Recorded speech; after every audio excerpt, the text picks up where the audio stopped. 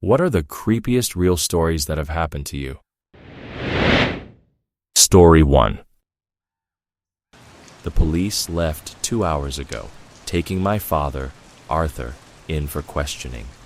Right now, he's barely speaking, just staring at the wall, and there's an emptiness in his eyes, an emptiness in which his entire life is drowning. I'm sitting in the kitchen, and I realize that he and I, it turns out, have been living in 2 different realities in the very same house, and it's all because of a rusty cookie tin.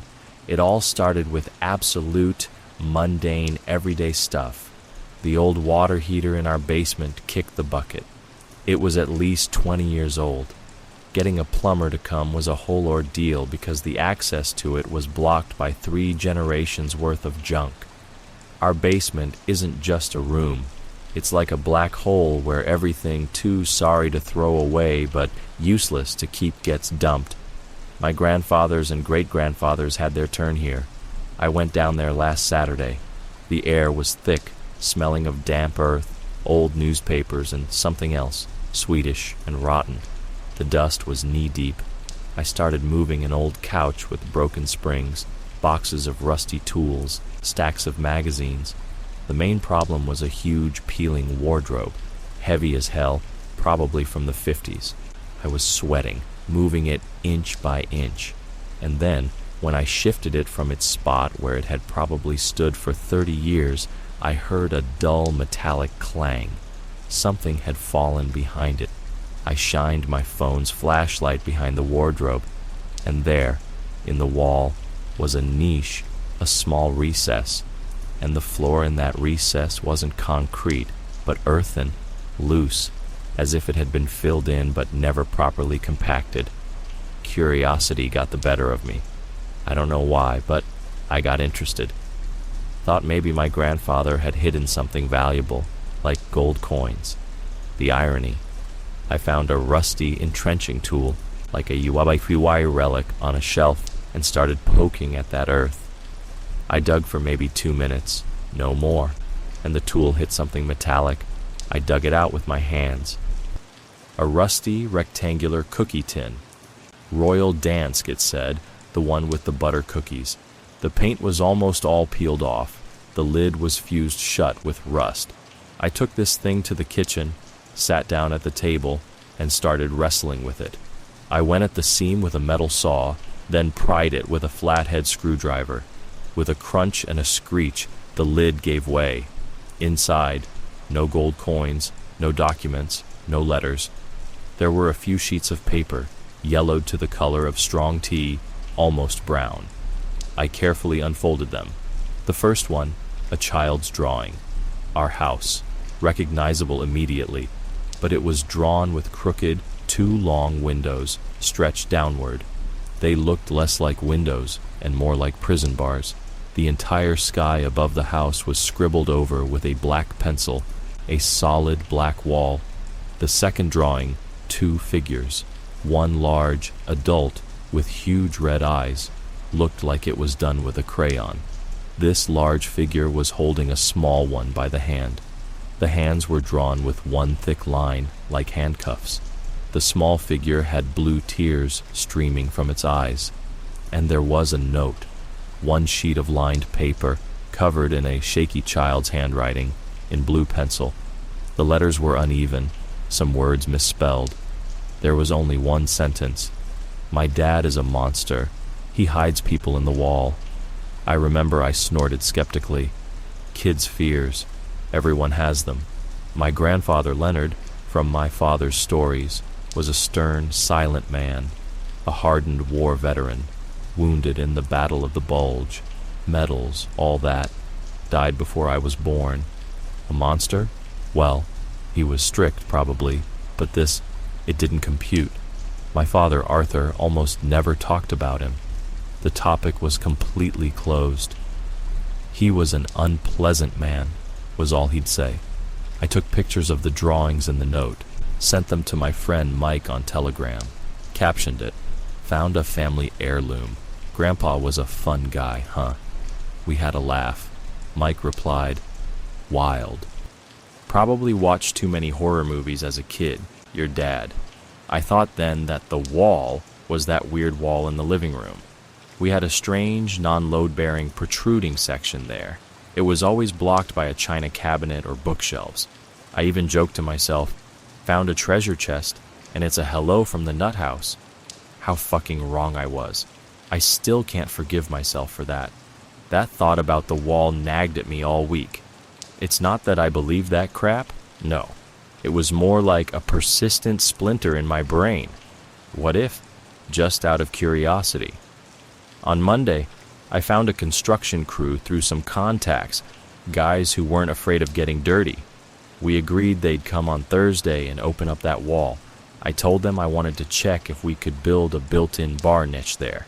They looked at me like I was an idiot, but money is money. They came yesterday morning.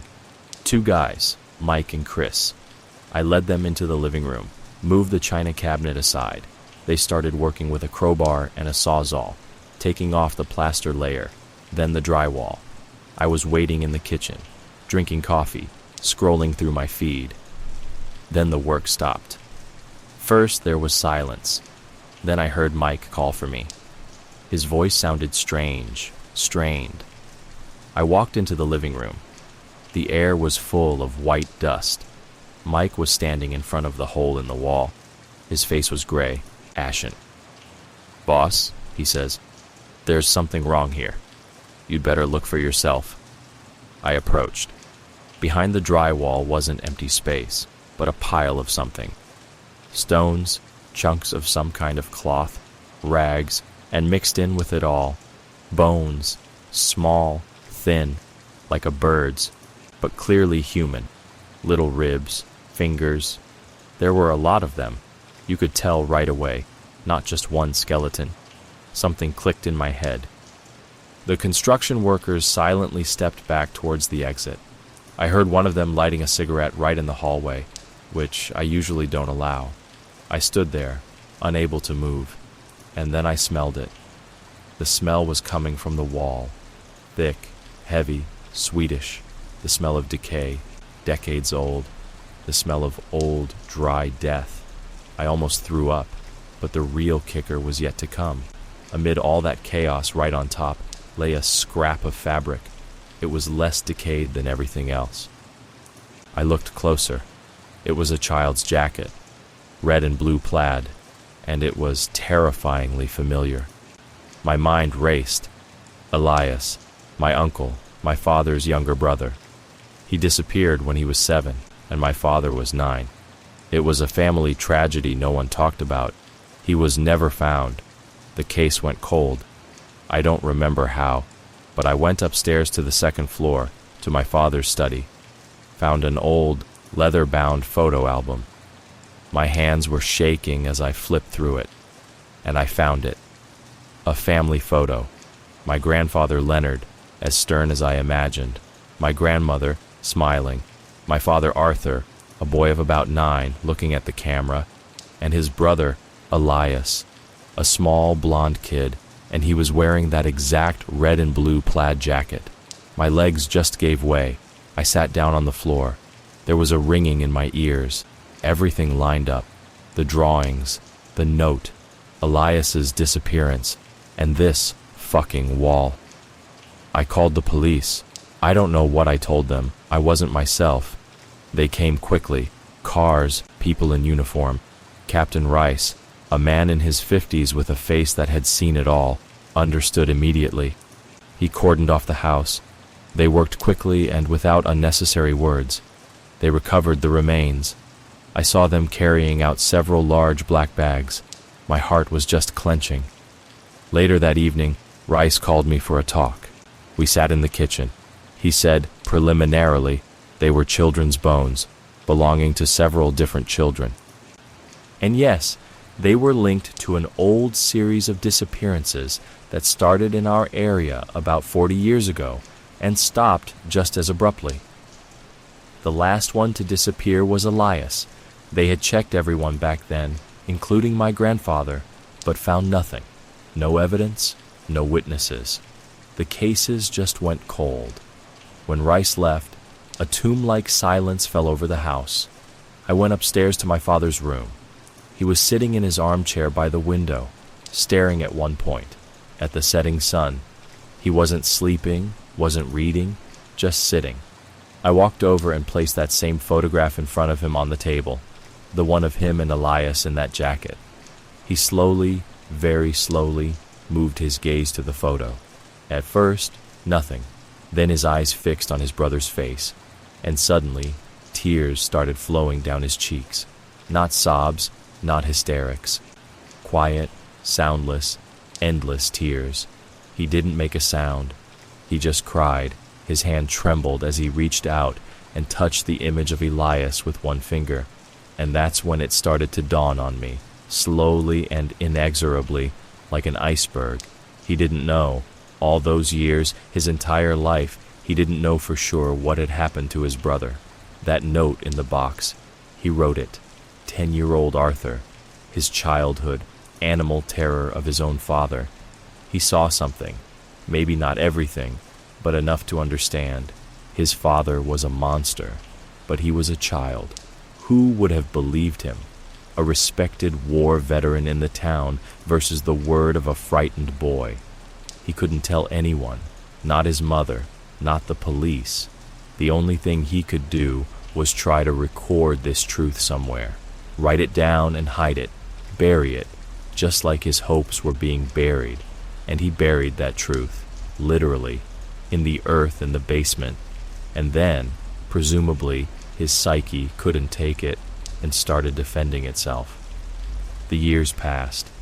His memory, to keep him from going insane, erased the sharpest, most horrific edges.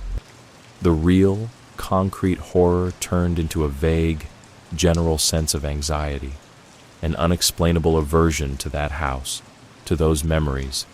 He built his own reality, one where his brother had simply disappeared, and his father was just a stern and unpleasant man.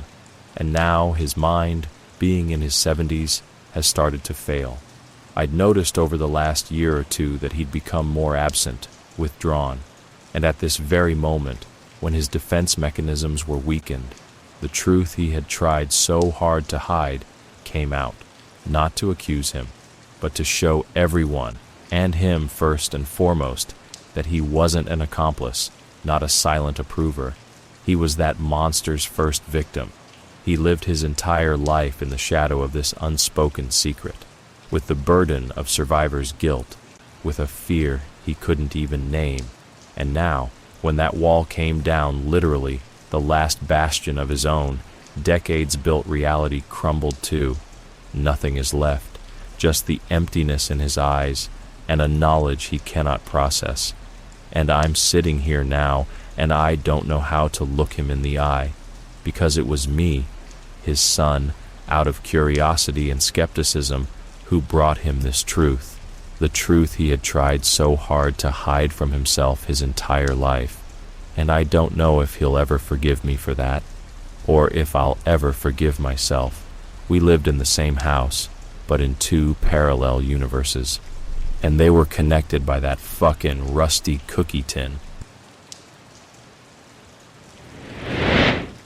Story 2.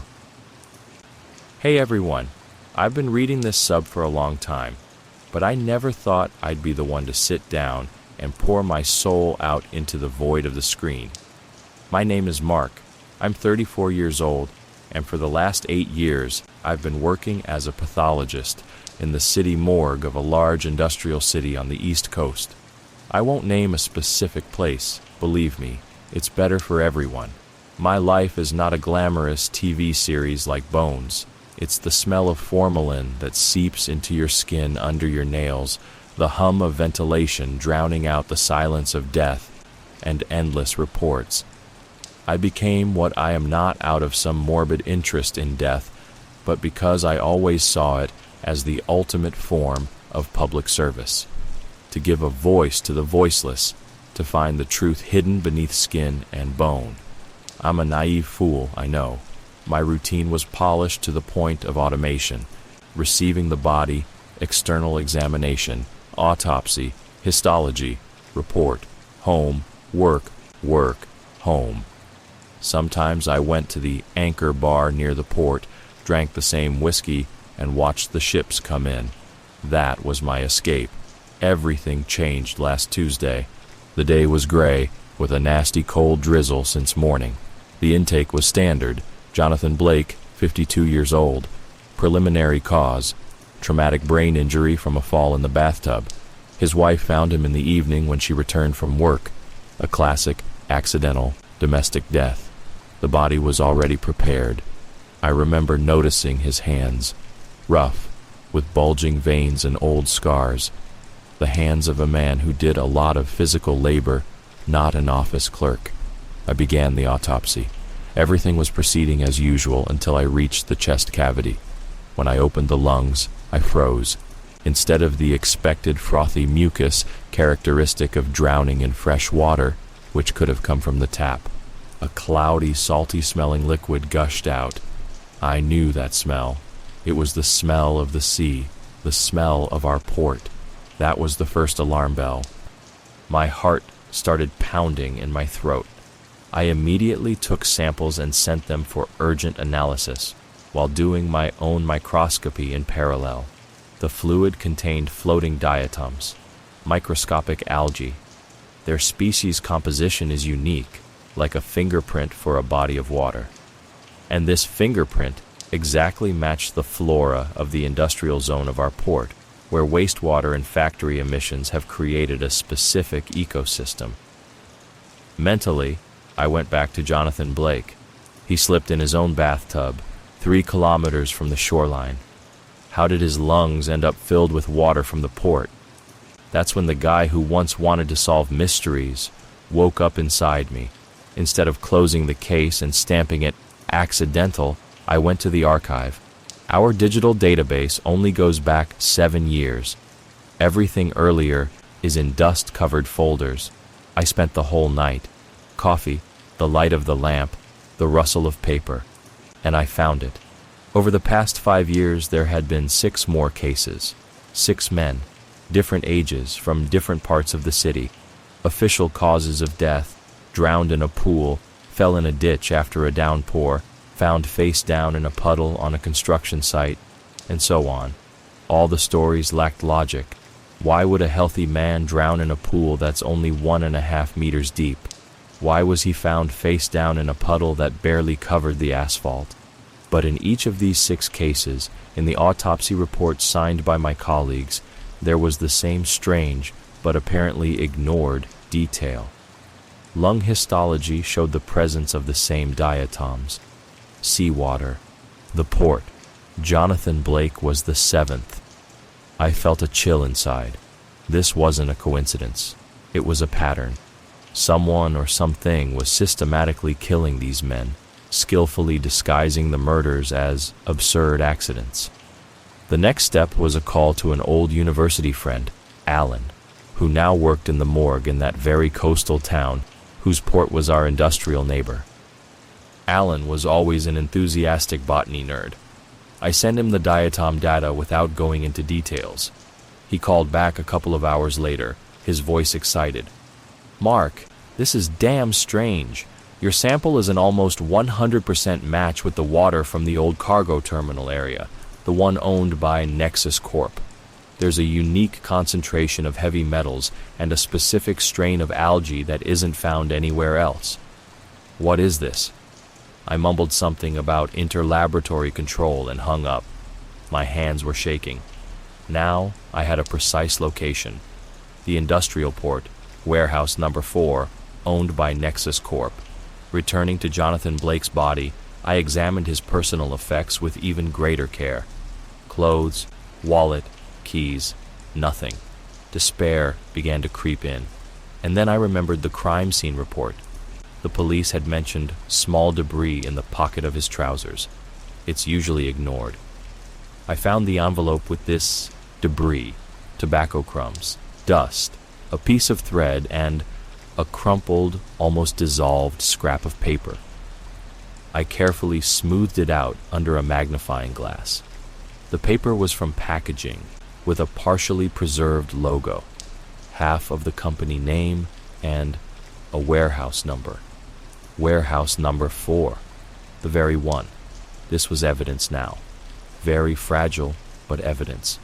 Jonathan Blake had been at that warehouse shortly before his death. I could no longer act alone. I called a detective I'd crossed paths with a few times on work matters. Richardson, a dry, skeptical woman in her mid-40s. I laid it all out for her. The water story, the archive data, the find with the paper. I expected a scoff, but there was a long silence on the line. "Wait for me at the morgue," she finally said. She arrived in 20 minutes. We sat in my office. She studied the printouts. Blake, Carter, Smith, Finch. She listed the names. "Mark, I checked them in the database on my way over. All these men, at different times from 2010 to 2014, worked for the private security company Seaguard. And all of them during that period were assigned to one object. Guess which one?" I didn't need to guess. I already knew. "Warehouse number 4, Nexus Corp," I said quietly. "Exactly." Richardson nodded. "And there's something else. 10 years ago in November, there was a major fire at that warehouse. Official version, an electrical short. 2 security guards died. Their bodies were identified.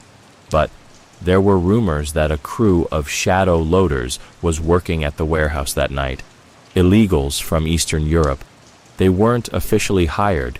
They weren't accounted for during the evacuation. Officially, they never existed. But there were persistent rumors that they were there, and that they burned." She looked straight at me. "It seems someone is very angry. Someone who believes the guards, who were supposed to sound the alarm and conduct the evacuation, failed in their duty. Called the fire department too late. Maybe were involved in something illegal themselves, or maybe just got scared and ran, blocking the exits from the outside. It doesn't matter. What matters is that someone is taking revenge, and judging by the water in their lungs and this piece of paper, that someone still has access to that very warehouse. He kills them there, then stages the accidents in the city." We sat in tomb-like silence, broken only by the hum of the refrigerators. A terrifying picture was emerging before us. A ruthless avenger who for 5 years had been tracking down and methodically killing people he deemed guilty for the deaths of those the world hadn't even noticed. "The warehouse is still operational," Richardson broke the silence. "Nexus Corp rebuilt a new terminal, but the old one, NOR 4, was never restored. It stands abandoned, but there is perimeter security. And here's what's interesting. According to our friends in the tax office, the warehouse is on the books of a subsidiary firm that was dissolved 3 years ago. It's practically a ghost. Nobody pays for its maintenance, but electricity and water are still connected to it. How is that?" "Who pays?" I asked. "Exactly, no one. Or rather, payments go through a chain of shell companies leading to offshore accounts. We can't trace it quickly. But this means our Avenger not only has physical access, but possibly financial leverage as well. Or he's a brilliant hacker.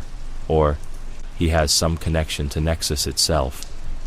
The thoughts in my head were spinning at a frantic pace. An abandoned warehouse, a ghost company, systematic killings. This wasn't just revenge. It was something bigger. "Richardson," I said, feeling goosebumps running down my spine. What if those guards didn't just fail to save those people? What if they were direct participants in what happened, not by accident, but on orders? A heavy pause hung on the line. "I'm thinking the same thing, Mark. The fire might not have been an accident, but a cleanup. And the guards weren't witnesses, but perpetrators. And now someone from among those they were supposed to clean up, or a relative, is taking revenge for everyone." That thought was horrifying. It turned the story from a tragedy into a horror. "I can't wait any longer," I blurted out suddenly. "I'm going to the port now, not to the warehouse, just to look." "Mark, that's stupid," Richardson's voice became sharp. "Stay home." But I couldn't stay put anymore. Adrenaline and caffeine were doing their job. I felt closer to the answer than ever. I got into my old Honda Civic and drove to the Port District. The night was clear and cold, the city lights reflected in the black water of the bay. I parked a couple of blocks from the Nexus terminal on the same street where the Anchor Bar was located. The bar was open, muted sounds of music and voices coming from it. I went inside. The air was thick with the smell of old wood, beer, and fried nuts. I took my usual table in the corner and ordered a whiskey. The bartender, Jerry, an old friend, nodded at me and poured a double. "Haven't seen you in a while, Doc. Work got you busy?" he asked, wiping a glass. "Something like that, Jerry. You know, routine." I looked at the regulars, mostly port loaders, dock workers, drivers, and then my gaze fell on a man at the very end of the counter. He was sitting with his back to me, but his posture was tense. He wasn't drinking, just holding a glass of dark beer as if for camouflage. He was wearing a dark jacket, even though it was warm in the bar. And the strangest thing, his boots were clean. Too clean for this place, where everyone walks in the port's dust and grime. And then he turned. No, he didn't look at me. He looked at the door, and the light fell on his face. A man in his 40s, with hard, sharp features, short-cropped dark hair, and a scar on his chin. His eyes were empty, like ice. There was no curiosity, no cheer, no fatigue in them, nothing. And at that moment, a small object fell out of his jacket pocket. He didn't notice, turned around, and left the bar. My heart started pounding. I waited a minute, walked over to the spot, and picked up the object. It wasn't a shell. It was a small plastic pass, an old model, with a faded photograph and the inscription, Nexus Corp, Warehouse Number 4, Access Granted. My breath caught. It was a pass from 10 years ago, and the photo was of that same man, only younger, without that icy gaze. The name was erased. I rushed out onto the street. The street was empty. The dark figure had dissolved into the night. I stood there, clutching the cold piece of plastic in my hand, understanding that I had just seen him, the Avenger, or one of them. And he was here, in my bar, just a few meters from me. He wasn't a mythical monster. He was a real man, with a scar on his face and a pass in his pocket. I went back into the bar, trembling like a leaf. Jerry looked at me in surprise. "You all right, Mark? You're white as a sheet." "Jerry?" "That guy who just left. Do you know him?" The bartender shrugged. "First time I've seen him. Came in a couple of hours ago, sat there, didn't talk to anyone. Asked if any security guards from the old Nexus terminal hung out here. Weird guy. He asked about the guards. He was looking for them, tracking them. The Anchor Bar was the perfect place to gather information. And maybe he was watching me? Knew I came here? Or was it a coincidence?" I thanked Jerry, paid, and walked to my car. Every shadow seemed to be moving. I got behind the wheel and locked the doors. I needed to call Richardson. But first I looked at the pass. On the back, almost illegible, a number was scratched with a pen. Not a serial number, just a digit. 8, 7 dead guards, and the number 8. A Q, a count. I called the detective and blurted out everything that had happened. She listened to me without a single word. "Damn, Mark. Stay put, don't move. I'm sending a squad car. They'll take you home under guard. And that pass, it's the first physical piece of evidence. Is it real?" "Yes," I said, looking at the cracked plastic. "It's real." While I waited, another terrible thought came to me. If our Avenger is one of those illegal loaders, let's assume he survived, or a relative. He has access to the warehouse. He has old passes. He's methodical. But where does he get such knowledge? How does he manage to stage accidents with such precision? How does he extract diatoms from the port water and pour them into his victims' lungs? That requires knowledge in medicine, in biology, or access to the morgue. I looked across the street at the dark building where I work, and I became truly afraid, not of ghosts from the past, but of someone from among us, someone who knows the procedures, who has access to the bodies after me. A janitor, a lab assistant, the other pathologist. The police cars pulled up without sirens, headlights on. I went out to them, feeling like an idiot, and at the same time experiencing wild relief. They caught him, that guy from the bar. But when Richardson called me, her voice was strange. Mark, he's not the Avenger. He's a private investigator, hired by the sister of one of those missing loaders.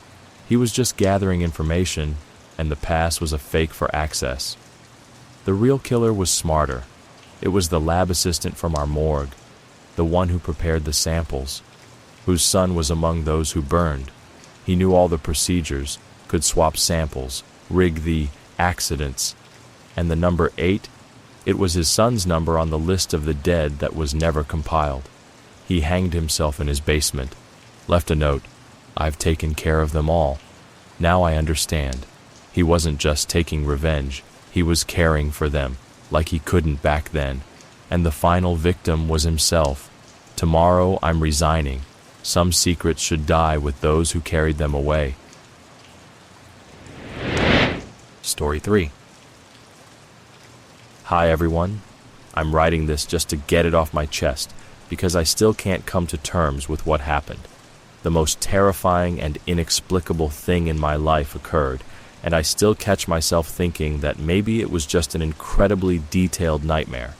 But no, the police cars, the neighbor's door sealed with tape, and 2 neat holes in my own door, the evidence is quite tangible.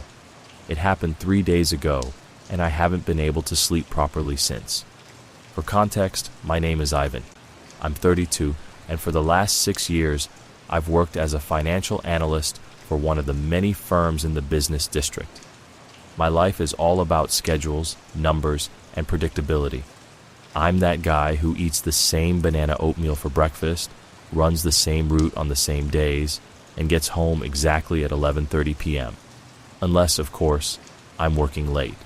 And I work late, often. My home is a 9-story prefab apartment building on the outskirts, a typical residential district where everyone recognizes each other's faces, but not their names. Apartment 45 on the 3rd floor is my fortress and my cage at the same time. I moved here after a failed relationship, seeking solitude, and I found it in full. The neighbors are ghosts you see once a week by the mailboxes. That fateful evening, everything was going according to plan. I was finishing the quarterly report on which our department's bonuses depended. It had long been dark outside. The office was dead silent, broken only by the persistent hum of the servers and the monotonous clicks of my mechanical keyboard. The monitor screen blazed on the desk, illuminating the remnants of cold coffee in a mug with a cracked company logo. I glanced at the clock in the corner of the screen, 10:58 p.m. Another half hour, and I would have headed for the elevator to my predictable night, a sandwich with sausage, and watching some series, and then, exactly at 11:07 p.m., my personal phone, not the work one, rang. The vibration buzzed across the glass surface of the desk, making me start and lose my train of thought. An unknown number, no name, no picture in the profile. I usually ignore such calls, considering them spam from telecom operators, but something that night made me slowly swipe across the green icon.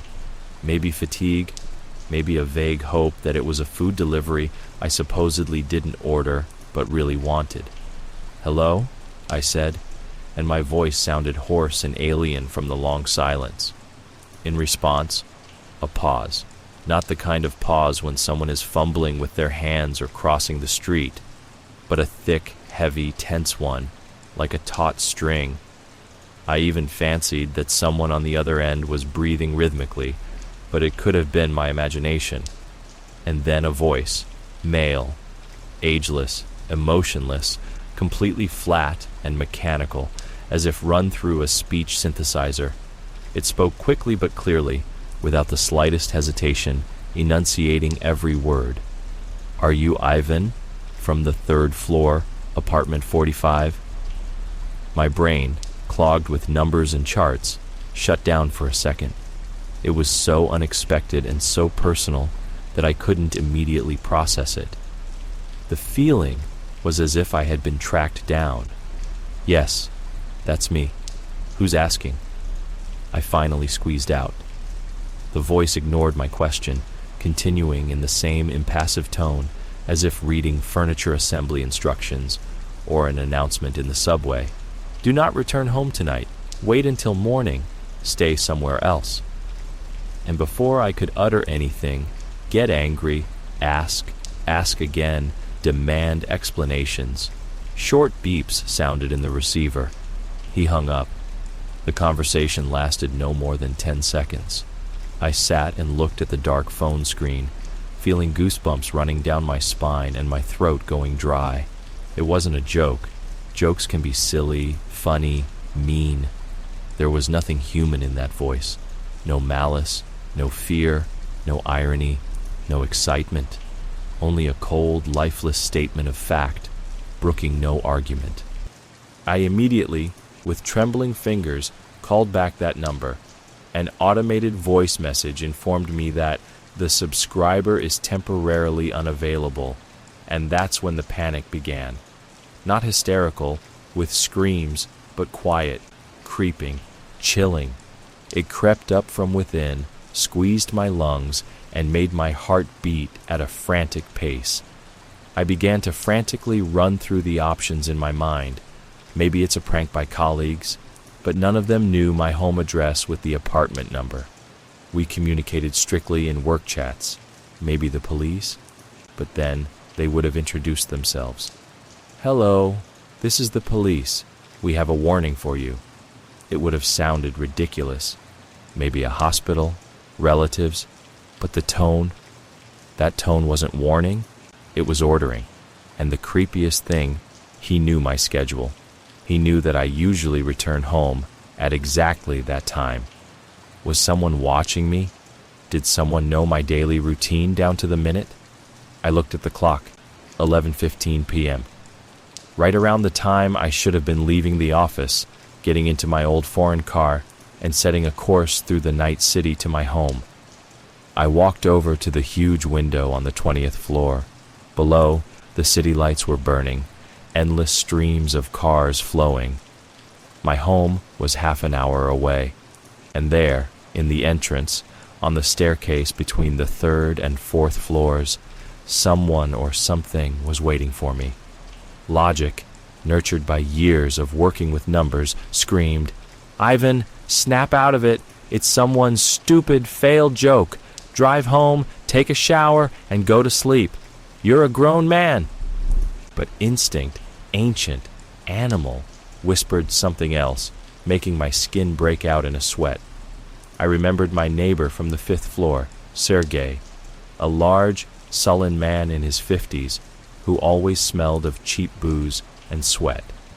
We never exchanged more than a couple of hellos in the elevator, but I had heard wild screams, swearing, sounds of falling objects, and a woman crying from behind his door several times.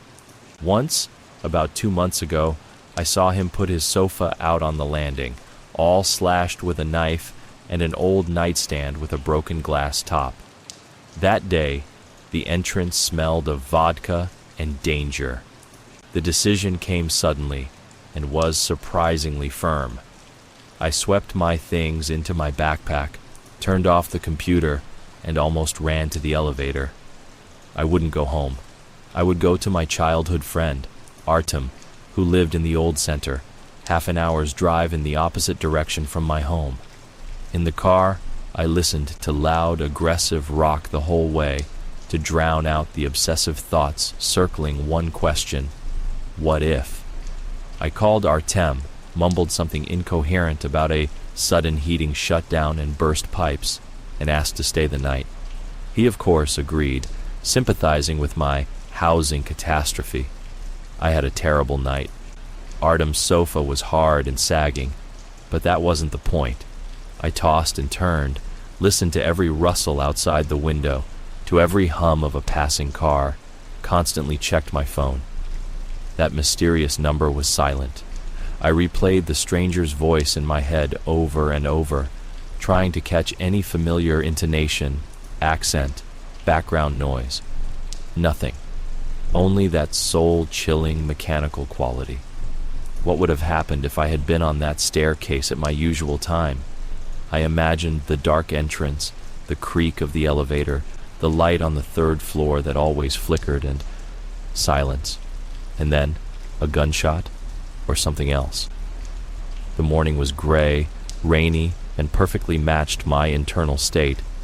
After drinking a cup of strong coffee and thanking a confused Artem for his hospitality, I drove home with a heart as heavy as lead. Approaching my building, I first saw a small crowd of people gathered by the entrance. Then I noticed police cars, 2 of them, with flashing lights that were now off, but their appearance was more eloquent than any words. My heart sank, and a silence rang in my ears. I parked in my usual spot and, as if in a fog, approached the entrance door. Our caretaker, Uncle Valera, was standing near the entrance, talking animatedly, with gestures to 2 retired neighbor women who were eagerly hanging on his every word. "Ivan," he called out, seeing me. "You weren't there. Well, you got lucky, son. I'll tell you that. It was written in your stars." "What happened, Uncle Valera?" I asked, although everything inside me had already clenched into an icy, heavy lump. I already knew the answer. I felt it in my gut. "Well, last night your neighbor, Sergei, from the 5th, he must have really lost it.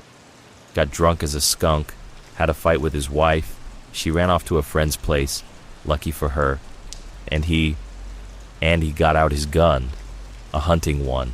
Turns out he had it illegally, and started..." Uncle Valera made a meaningful pause, enjoying the audience's attention. Came out onto the stairs and started shooting. They say he was aiming at imaginary robbers who, in his drunken delirium, wanted to rob him. Right on your floor, between the 3rd and 4th. It's like a shooting range now. The walls are full of lead. Your door, by the way, caught a couple of hits too. A squad came, barely managed to restrain him. I nodded silently and, without listening further, pulled open the heavy entrance door. The smell of gunpowder, acrid chemicals, traces of tear gas, as I later found out, and something musty of old fear still hung in the stale air. The door to Sergei's apartment on the 5th floor was broken down. People in uniform were walking around, and abrupt radio chatter could be heard, but I didn't go up there. I went up to my own 3rd floor. My own door was covered in small black marks around the handle and peephole, and 2 neat gaping holes were visible in the wood itself, one at abdomen level, the second at chest level. I imagined myself standing here, inserting the key into the lock, turning it. I entered my apartment, locked all the locks, leaned my back against the door, and slowly slid down to the floor in the hallway. My hands were shaking so much I couldn't stop them. I sat like that for probably 20 minutes, just staring into emptiness. That call, that lifeless mechanical voice, it saved my life, in the literal, most direct sense of the word. If I had stepped out of the elevator at my usual 11:40 p.m., I would have been right in the line of fire. I would be dead. 3 days have passed since then. The police conducted interrogations. Sergei was taken to a temporary detention center. But the main, most oppressive mystery remains. Who was that man? I asked all the neighbors I had even remotely communicated with. The old lady from apartment 1, the family of young guys from the 2nd floor. Nobody knows anything. Nobody called. I checked the call history. The number, as I was politely but firmly told by the police, was registered to a fake person and is no longer active. It disappeared, just as it appeared. Was it one of the residents who had seen Sergei causing trouble before and, knowing my schedule, decided to warn me but was afraid to identify themselves? But why so anonymously? Why so emotionless? Or was it someone who knew about the impending crime from the inside? Or something else, something my rational, number-trained nature refuses to believe? Maybe it was some kind of mystification, an incredible coincidence? But the holes in the door were all too real. I don't know, and I probably never will. But now, every time I approach my door, I freeze for a second and listen to the silence on the staircase. And I always have a charged power bank in my pocket because I'm terrified that one day my phone will die at the most inopportune moment, and I'll miss the most important call of my life. The one that might happen again. Or not. I just don't know. And this uncertainty is eating me up inside.